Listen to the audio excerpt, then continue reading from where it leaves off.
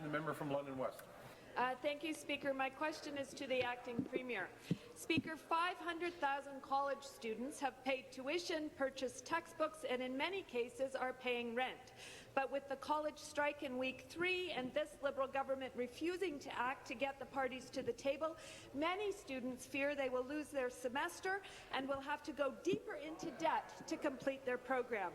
Some students are considering class action lawsuits to get their tuition back, and 120,000 students have signed a petition calling for a tuition refund for each day missed because of the strike. Speaker, how is this Liberal government going to compensate students who are being financially penalized because of this strike?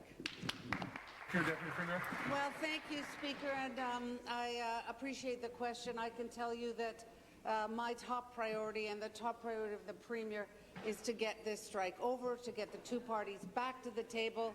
Speaker, we are strongly urging in the strongest possible voice both sides to get back to the table and resolve this. I've met with several student groups. I've discussed with them what options would be.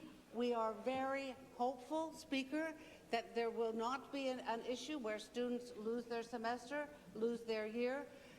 That has not happened in the past, Speaker, when we've had strikes. There's been a way to get their education back on track once the strike is over.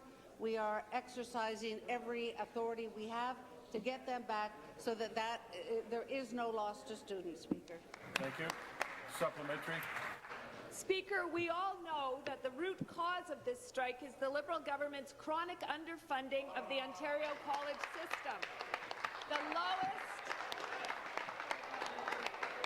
The lowest per-student funding in Canada. Inaction from this government has allowed the strike to drag on, and students are suffering as a result. Now we hear that the Premier is not ruling out legislating faculty back to work.